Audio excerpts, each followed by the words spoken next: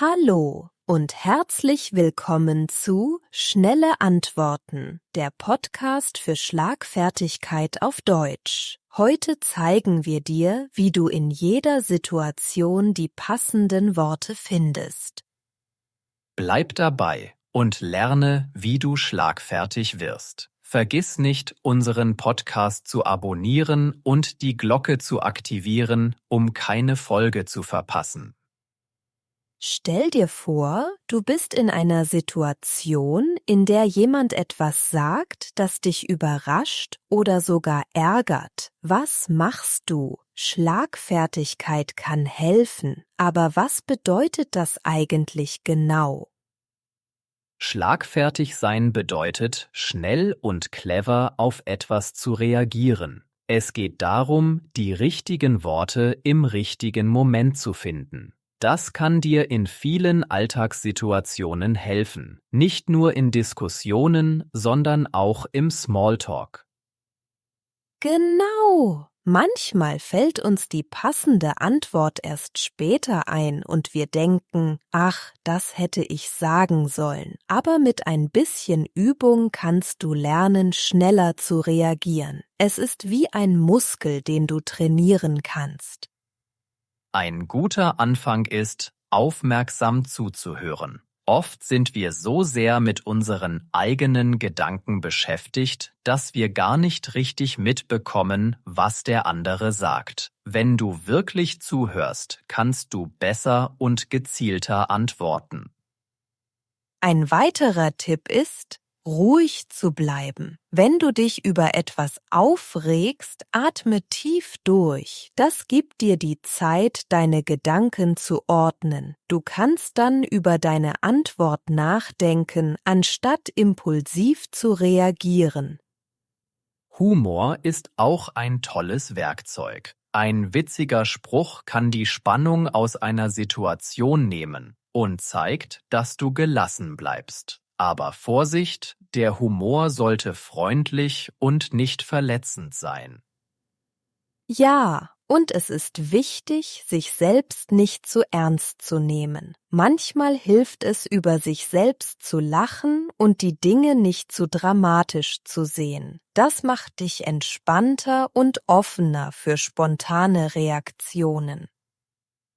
Vergiss nicht, dass Schlagfertigkeit nicht nur bedeutet, auf Angriffe oder Kritik zu reagieren. Es kann auch in positiven Situationen nützlich sein. Zum Beispiel, wenn du ein Kompliment bekommst oder jemand etwas Nettes zu dir sagt.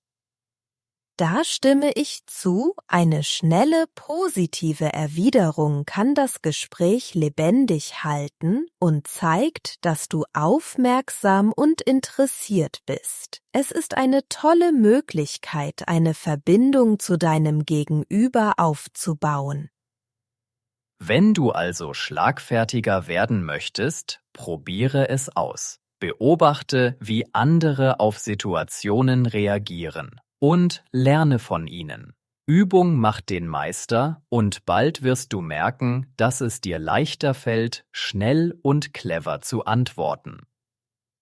Und denk dran, niemand ist perfekt, jeder macht Fehler und das ist völlig in Ordnung. Wichtig ist, dass du dich nicht entmutigen lässt und weiter übst. Mit der Zeit wirst du immer besser werden. Also, worauf wartest du? Nimm die Herausforderung an und starte heute mit deinem Training in Schlagfertigkeit. Du wirst überrascht sein, wie viel Spaß es macht und wie es dein tägliches Leben bereichern kann. Nachdem wir gelernt haben, wie Schlagfertigkeit im Alltag helfen kann, schauen wir uns an, wie wichtig Ruhe und Selbstsicherheit beim Antworten sind. Absolut. Ruhe zu bewahren ist entscheidend, um klar und bedacht zu reagieren. Das verhindert, dass wir etwas sagen, was wir später bereuen. Wenn du ruhig bleibst, signalisierst du deinem Gegenüber, dass du die Kontrolle über die Situation hast. Das schafft Respekt und Vertrauen. Eine effektive Technik ist, erst einmal tief durchzuatmen. Ein bewusster Atemzug kann Wunder wirken und dir helfen, deine Gedanken zu ordnen. Manchmal ist es auch hilfreich, eine kurze Pause zu machen, bevor du antwortest. Das zeigt, dass du nachdenkst und die Worte des anderen ernst nimmst. Selbstsicherheit spielt ebenfalls eine große Rolle. Wenn du von dir und deinen Fähigkeiten überzeugt bist, strahlt das auf deine Kommunikation aus. Wichtig ist, dass du in deiner Antwort authentisch bleibst. Versuche nicht jemand anderes zu sein, um zu beeindrucken. Sei einfach du selbst. Ein selbstsicherer Sprecher schaut seinem Gesprächspartner in die Augen und verwendet eine klare, deutliche Stimme. Das unterstreicht die eigene Überzeugung. Auch deine Körpersprache kann deine Worte unterstützen. Eine offene Haltung zeigt, dass du bereit bist, zuzuhören und zu kommunizieren. Selbstsicherheit bedeutet auch, die eigenen Grenzen zu kennen. Es ist okay, wenn du nicht auf alles eine Antwort hast. Ehrlichkeit zählt mehr als Perfektion. Wenn du nicht weiter weißt, kannst du sagen, dass du darüber nachdenken oder später darauf zurückkommen möchtest. Das zeigt Reife und Souveränität. Übrigens, sich Zeit zu nehmen, um über eine Frage nachzudenken, ist kein Zeichen von Schwäche. Es zeigt, dass du die Sache ernst nimmst. In stressigen Situationen kann es helfen, sich auf die eigene Atmung zu konzentrieren. Das beruhigt nicht nur dich, sondern auch die Atmosphäre. Wenn du lernst, ruhig und selbstsicher zu antworten, wirst du feststellen, dass Gespräche harmonischer und konstruktiver verlaufen. Ein weiterer Vorteil ist, dass du durch diese Ruhe besser auf dein Gegenüber eingehst und dessen Sichtweise besser verstehst. Und denk daran, Selbstsicherheit ist wie ein Muskel, den du trainieren kannst. Je mehr du übst, desto natürlicher wird es dir fallen. Beginne mit kleinen Schritten, übe in alltäglichen Situationen und beobachte, wie sich deine Reaktionen mit der Zeit verändern. Also, bleib dran, übe weiter und du wirst merken, wie Ruhe und Selbstsicherheit dein Kommunikationsverhalten positiv beeinflussen. Welche Technik nutzt ihr, um in stressigen Situationen ruhig und selbstsicher zu bleiben? Nachdem wir gelernt haben, ruhig und selbstsicher zu antworten, wollen wir uns nun anschauen, wie wichtig es ist, Grenzen zu setzen. Grenzen setzen bedeutet, klar zu kommunizieren, was für dich akzeptabel ist und was nicht. Das schützt dich und fördert respektvolle Beziehungen. Eine deutliche Sprache hilft dabei. Anstatt vielleicht oder ich weiß nicht, sag lieber direkt ja oder nein. Das schafft Klarheit. Wenn du Nein sagen musst, kannst du das freundlich, aber bestimmt tun. Zum Beispiel, danke, dass du fragst, aber das passt mir nicht. Du kannst auch Alternativen anbieten. Statt einfach abzulehnen, sag, ich kann heute nicht, aber wie wäre es nächste Woche? Wichtig ist, dass du deine Bedürfnisse kennst und sie respektierst. Nur so kannst du sie auch anderen gegenüber vertreten. Wenn du merkst, dass jemand deine Grenzen überschreitet, ist es hilfreich, das sofort anzusprechen. Zum Beispiel, ich fühle mich unwohl, wenn... Klarheit und Respekt sind der Schlüssel. Deine Grenzen zu erklären fördert Verständnis und Vertrauen in der Kommunikation. Achte darauf, nicht zu viele Informationen preiszugeben, wenn du deine Grenzen setzt. Ein einfaches „Das möchte ich nicht“ genügt oft. Eine gute Technik ist auch, Ich-Botschaften zu verwenden. Statt „Du machst immer“, sag „Ich fühle mich“. Das hilft, Konflikte zu vermeiden und das Gespräch auf Augenhöhe zu halten. Es geht um deine Wahrnehmung, nicht um Vorwürfe. Wenn du deine Grenzen klar kommunizierst, wirst du feststellen, dass andere sie eher respektieren. Es zeigt, dass du dich selbst respektierst. Vergiss nicht, dass es in Ordnung ist, deine Meinung zu ändern. Wenn sich deine Grenzen ändern, teile das mit. Übung macht den Meister. Je öfter du Grenzen setzt, desto leichter wird es dir fallen und desto natürlicher wird es sich anfühlen. Du kannst im Alltag mit kleinen Situationen üben, zum Beispiel bei der Arbeit oder im Freundeskreis. Jede Erfahrung zählt. Denke daran, Grenzen zu setzen ist kein Zeichen von Schwäche, sondern von Stärke. Es zeigt, dass du Verantwortung für dich übernimmst. Und wie bei der Selbstsicherheit, je mehr du übst, desto besser wirst du darin. Bleib dran und du wirst positive Veränderungen sehen. Lass uns weiter lernen, wie wir durch klare Kommunikation und das Setzen von Grenzen harmonischere Beziehungen gestalten können.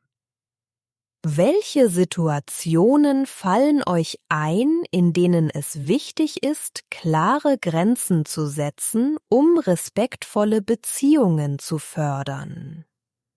Nachdem wir nun wissen, wie wichtig es ist, Grenzen zu setzen, schauen wir uns an, wie Humor und Ironie unsere Kommunikation bereichern können. Humor kann eine entspannte Atmosphäre schaffen und helfen, Spannungen abzubauen. Er ist ein Schlüssel zu angenehmen Gesprächen. Aber Vorsicht! Humor sollte immer respektvoll sein und niemanden verletzen. Es geht darum, gemeinsam zu lachen, nicht auf Kosten anderer.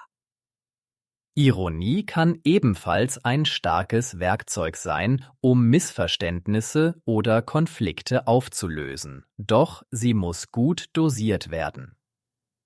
Ein ironischer Kommentar kann eine Situation auflockern. Beispielsweise: Natürlich, ich habe ja den ganzen Tag nichts zu tun, mit einem Augenzwinkern. Wichtig ist, dass der Ton und der Kontext stimmen. Dein Gegenüber sollte wissen, dass du es nicht ernst meinst. Wenn du unsicher bist, ob Ironie angebracht ist, halte dich lieber zurück. Nicht jeder versteht sie gleich gut, besonders in stressigen Situationen. Humor und Ironie können auch helfen, schwierige Themen anzusprechen. Ein humorvoller Einstieg macht das Gespräch oft leichter. Zum Beispiel, wenn du Feedback geben musst, kannst du mit einem Lachen sagen: Keine Sorge, ich beiße nicht, nur ein bisschen Feedback.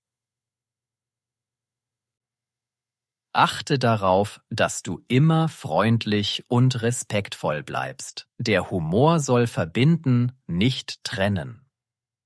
Eine gute Möglichkeit, Humor zu üben, ist, im Alltag bewusst nach lustigen Momenten zu suchen. Teile sie mit anderen, um positive Energie zu verbreiten.